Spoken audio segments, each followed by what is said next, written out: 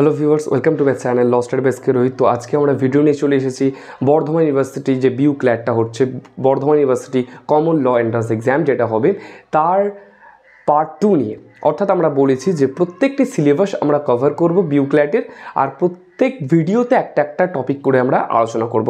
যারা যারা বর্ধমান ইউনিভার্সিটির বিউ ক্ল্যাট অর্থাৎ এলএলবি অ্যান্ড বিএলএলবির যে এন্ট্রান্সটা হবে অ্যাডমিশনের জন্য, তার সিলেবাসটা জানো না, তার জন্য বলি সেই সিলেবাসটা কিন্তু অলরেডি পার্ট 1-এ আমি কিন্তু দিয়ে দিয়েছি। আমি ভিডিও ডেসক্রিপশনে সেই ভিডিও লিঙ্কটা দিয়ে দেবো, তোমরা অতি অবশ্যই ক্লিক করে সিলেবাস সম্বন্ধে অবগত হয়ে যাও। নেক্সট হচ্ছে, যদি সমস্যা হয় ভিডিও ডেসক্রিপশনে, তুমি আমার চ্যানেলে গিয়ে চ্যানেল অ্যাবাউটে গিয়ে দেখো যে প্লেলিস্ট আছে, প্লেলিস্ট বিউ ক্ল্যাট বলে লেখা আছে। ওই বিউ ক্ল্যাট প্লেলিস্টে কিন্তু তুমি পার্ট 1 থেকে যত পার্ট হবে ওই প্লেলিস্টে কিন্তু পেয়ে যাবে। ওকে, প্রত্যেকটি পার্ট। তো আমাদের দায়িত্ব প্রত্যেকটি সিলেবাস, প্রত্যেকটি পার্ট যেন কভার করা হয় এবং তোমরা যেন বিউ ক্ল্যাটটাকে ভালোভাবে ঠিকঠাকভাবে যেন পাস করতে পারো, এটা আমরা দেখব। নেক্সট, যারা যারা আমার গ্রুপে জয়েন হওনি, হোয়াটসঅ্যাপ গ্রুপেও ক্লাস হয় অনলাইনে, তো তোমরা হোয়াটসঅ্যাপ গ্রুপেও কিন্তু জয়েন হতে পারো, সেটাও আমি ডিসক্রিপশনে লিঙ্ক দিয়ে দেবো, তোমরা জয়েন হয়ে যাবে। আর যারা পেড ক্লাসে জয়েন হতে চাইছো, সো পেড ক্লাসেরও আছে, তো তোমরা আমাকে কন্ট্যাক্ট করবে ফর পেড ক্লাসের জন্য, আমি পেড ক্লাসে কনভার্ট করে দেবো। আর এমনি প্রতি উইকে 1 ডে করে অর্থাৎ ওয়েডনেসডে আমাদের ফ্রি ক্লাস প্রোভাইড করা হয় ফর অল স্টুডেন্ট যারা নর্মালি ফ্রিতে পড়তে পারবে থ্রু গুগল মিট। ওকে, আর ইউটিউবে তো প্রত্যেকটি ক্লিয়ার থাকবে, কোনো অসুবিধা নেই। চলো, আজকের আমরা টপিকটা নিয়েছি অ্যাজ পার সিলেবাস। আজকের টপিকটা হচ্ছে আর্টিকেল অ্যান্ড প্রিপোজিশন। ওকে, আমরা জানি বিউ ক্ল্যাটে কিন্তু আর্টিকেল অ্যান্ড প্রিপোজিশনও কিন্তু আসে, তো আর্টিকেল অ্যান্ড প্রিপোজিশনের ক্লাসটাই কিন্তু আমরা আজকে করব তোমাদের জন্য। কিন্তু একদম ঠিকঠাকভাবে আর্টিকেল অ্যান্ড প্রিপোজিশনের ক্লাসটা আমি পুরো ভিডিওতে বলেছি, তোমরা খাতা পেন নিয়ে বসে পড়ো এবং আজকের ক্লাসটা কন্টিনিউ একদম শেষ পর্যন্ত দেখো। আর যেভাবে তোমরা এগোবে একটা একটা স্টেপ নিয়ে, আমরা কিন্তু সঙ্গে আছি তোমাদের বিউ ক্ল্যাট পর্যন্ত, কোনো অসুবিধা নেই। ল স্টাডি বাই এসকে রোহিত সবসময় বর্ধমান ইউনিভার্সিটির স্টুডেন্ট যারা এন্ট্রান্স বসবে তাদের জন্য আছে। ওকে, চলো আজকের ভিডিও শুরু করি। এবার আমরা শুরু করি আমাদের আজকের ভিডিওর মেইন টপিক। তো প্রথমত আমরা জেনে নেব আর্টিকেল প্রিপোজিশনের প্রত্যেকটি পার্ট কখন কি বসে। ঠিক আছে, অ্যাজ পার বিউ সিলেবাস তোমরা জানো আর্টিকেল প্রিপোজিশনটা কিন্তু খুব ইম্পর্টেন্ট, আর আর্টিকেল প্রিপোজিশনে তোমাদের আসবে। ওকে, চলো আজকে শুরু করি ভিডিওটা। ইনডেফিনাইট আর্টিকেল, ইনডেফিনাইটের ক্ষেত্রে কি বসছে? এ আর অ্যান বসছে, আমরা সেটা সবাই জানছি। ডেফিনাইটের ক্ষেত্রে কিন্তু কি দা বসে, মানে একদম পার্টিকুলার যদি বলি, পার্টিকুলার যে হ্যাঁ একটা নির্দিষ্ট করে বললাম, তখন কিন্তু সেটা দা বসে যাচ্ছে। ঠিক আছে, এবার এইটা আমাদের কখন ব্যবহার হচ্ছে? আমরা জানি যে কনসোনেন্টের ক্ষেত্রে এ ব্যবহার হচ্ছে। For example, he is a doctor, he is a doctor. আমি একটা আলাদা একটা এক্সাম্পল দিচ্ছি যে হি ইজ এ ডক্টর, সে একজন ডাক্তার।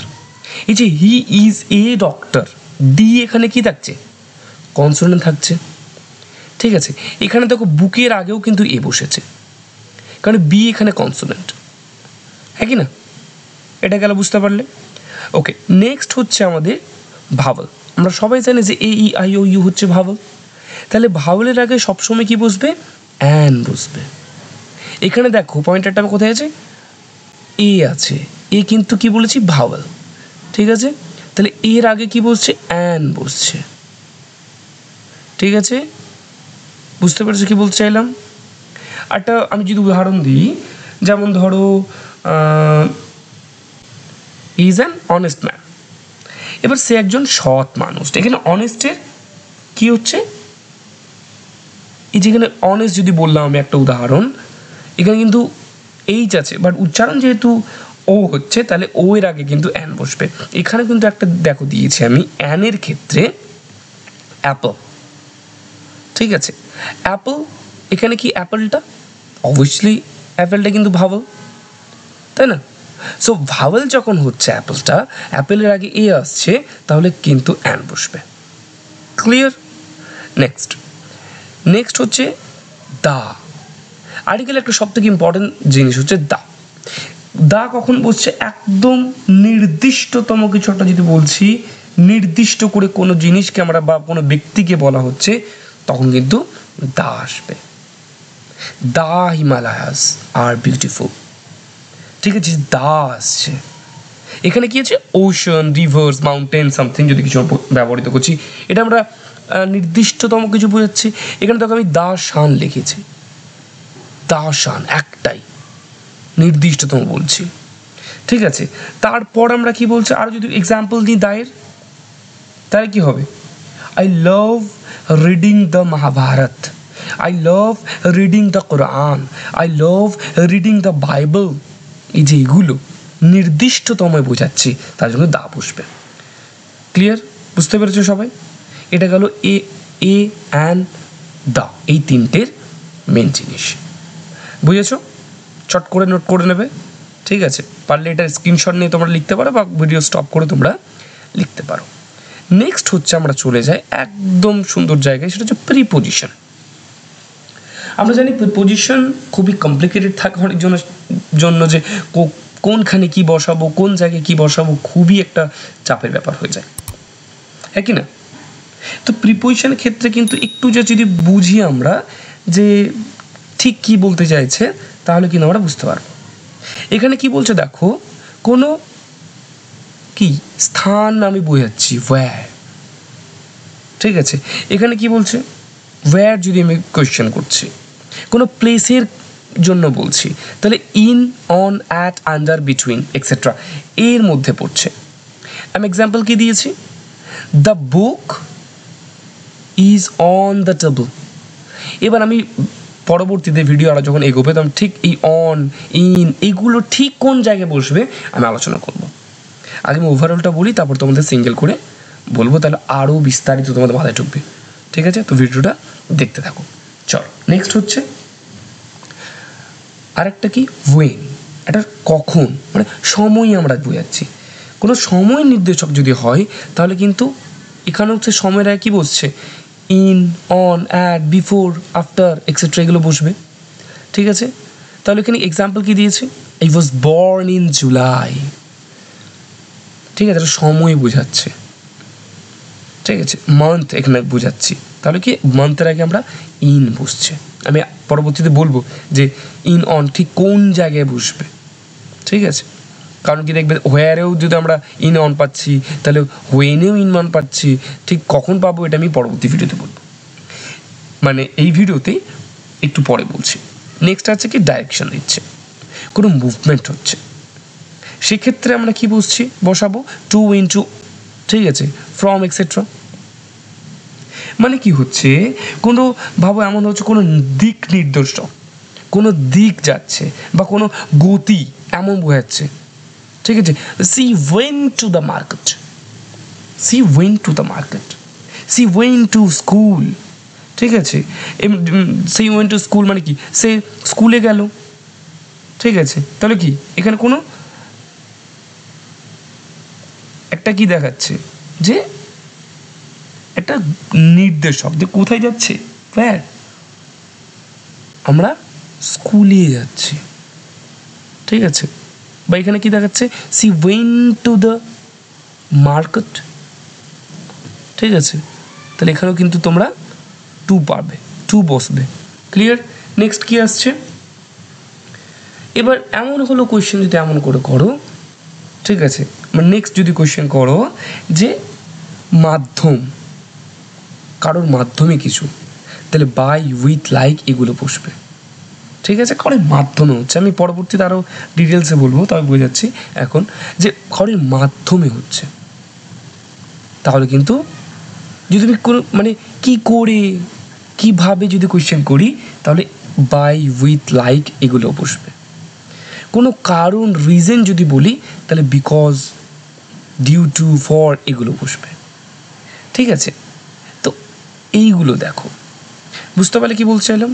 এবার আমি আরও ডিটেলসে আমরা পড়ি, আরও ডিটেলসে সুন্দর করে পড়ছি। আরও ডিটেলসে আমরা কীভাবে বলব, দেখো আমার প্রথম কি আছে, অ্যাট আছে। অ্যাট খুব ইম্পর্টেন্ট জিনিস প্রিপোজিশনে, যে অ্যাট কোথায় বসে। আমি প্রথমেই বললাম যে আমরা জাস্ট ওখানে নর্মাল পড়লাম, এবার আমরা আরও ডিটেলসে পড়বো। আর্টিকেল প্রিপোজিশনটাকে যদি ভালো করে বুঝতে পারো তাহলে কিন্তু তোমরা পরীক্ষাতে হলে কোনো অসুবিধা আশা করি হবে না। ক্লিয়ার, কি বলতে চাইলাম?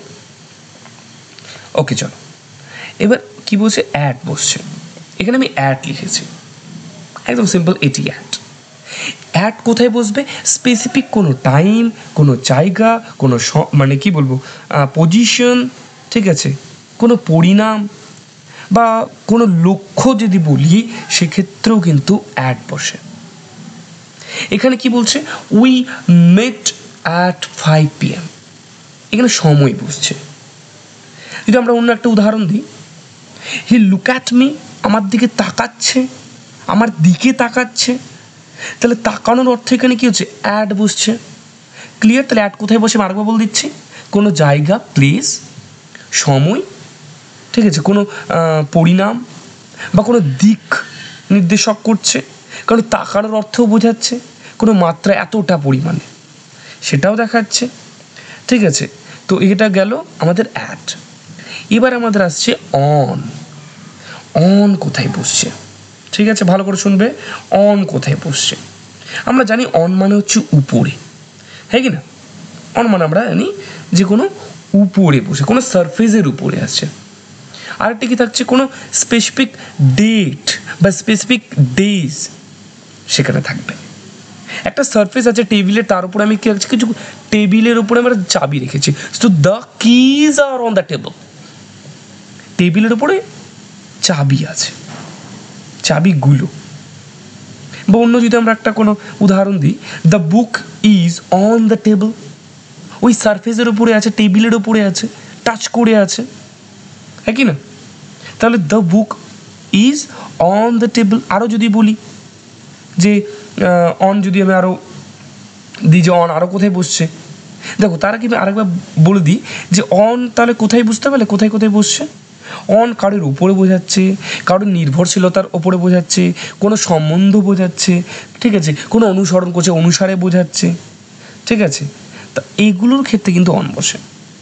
এই যে আরেকটা example, the book is on the table, the keys are on the table. এই যে টেবিলের সার্ফেসের উপরে আসছে, এটা গেছে কি অন। ক্লিয়ার? বুঝতে পেরেছো? ওকে, নেক্সট আসছে কি ইন। ইন কোথায় বসবে? আমরা কি জানি, ইন মানে মধ্যে, ঠিক আছে, ইন মানে তো মধ্যে আমরা জানি, কিন্তু আরও অন্যান্য ক্ষেত্রেও আমরা ইন বসাবো। যেমন ধরো কোনো পেশা, ঠিক আছে, সময় ক্ষেত্রেও ইন বসবে। বা ধরো কোনো স্থান ক্ষেত্রেও কিন্তু ইন বসে, কারণ মাধ্যমের ক্ষেত্রেও কিন্তু ইন বসে, কোনো অবস্থার ক্ষেত্রেও ইন বসে, ঠিক আছে, বা কোনো একটু কিছু অংশ তার ক্ষেত্রেও কিন্তু ইন বসে। ফর এক্সাম্পল দেখো এখানে আমি কি দিয়েছি, he is in the room, সে রুমের মধ্যে আছে। তাহলে যদি আরেকটা এক্সাম্পল দিই, আই অ্যাম ইন বিজনেস, ঠিক আছে, সেক্ষেত্রেও কিন্তু ইন বসছে। ক্লিয়ার? বুঝতে পেরেছো ইনের কনসেপ্টটা? ওকে, নেক্সট কি আছে, বাই। খুব ইম্পর্টেন্ট জিনিস, বাই কারোর দ্বারাতে বোঝাচ্ছে যে এর দ্বারাই এটা হয়েছে, ঠিক আছে, বুঝলে? বাইটা কি বলছে, কারোর দ্বারা। বাই আরও অন্যান্য ক্ষেত্রে কী ব্যবহার হচ্ছে, বাই কোনো, যেমন ধরো কোনো শপথ নিচ্ছে, ওথ নিচ্ছে, তখন বাই বোঝাচ্ছে। কোনো পরিমাপ, কারোর মাধ্যম, যাতায়াতের ক্ষেত্রেও কিন্তু বাই হবে। কাছাকাছি সময় ক্ষেত্রেও কিন্তু বাই থাকে, বা এমন হয় কোনো কাজের ধারা, সেক্ষেত্রেও কিন্তু বাই বসে। কারোর পাশে যদি বলি তাহলে সেক্ষেত্রে অনেক সময় বাই বসে, ঠিক আছে। ফর এক্সাম্পল কারোর দ্বারা বোঝালাম তাহলে কি, the book was written by Shakespeare, the book was written by Shakespeare, ঠিক আছে। বা এমন হলো যে আরেকটা ধরো, সুস্মিতা সেড বাই মি, ঠিক আছে, এগুলো গেল বাই ক্ষেত্রে। কারোর দ্বারা, যাতায়াতের ক্ষেত্রে, এগুলো যদি কারোর মাধ্যমে যদি বোঝানো যায় তখন সেটা কিন্তু বাই বসবে। নেক্সট কি আসছে, টু। আমরা জানি টুটা অনেক ক্ষেত্রেই ব্যবহার হচ্ছে, ঠিক আছে। এখানে কোনো মুভমেন্টের ক্ষেত্রে টু ব্যবহার হয়। টু আর কোথায় কোথায় ব্যবহার হচ্ছে আমরা দেখি। টু কোনো দিক নির্দেশক করছে, কারোর সম্পর্কে বলছে, এখানে শেষ হলো, সমাপ্তির ক্ষেত্রে টু বসে, ঠিক আছে। কোনো ফলাফল হলো, কারোর উদ্দেশ্যে যদি লিখি সেখানেও টু বসে। উদ্দেশ্য এখানে কী থাকছে, যেমন ধরো ফর এক্সাম্পল আমি চিঠি লিখছি, তো কারোর উদ্দেশ্যে লিখি, তাই না, টু দ্য এডিটর। এই যে টু দ্য এডিটর, আমি টু কি একটা এডিটারের ক্ষেত্রে ব্যবহার করছি। ঠিক আছে, বা ধরো এখানে আমি কি দিয়েছি, সি ওয়েন্ট টু স্কুল, কোথায় যাবে, উদ্দেশ্য কোথায় যাওয়ার, স্কুল, তাহলে সি ওয়েন্ট টু স্কুল। আর যদি বলি সি ওয়েন্ট টু কলকাতা, ঠিক আছে, এক্ষেত্রে টু বসলো। নেক্সট কি আসছে, ফ্রম আসছে।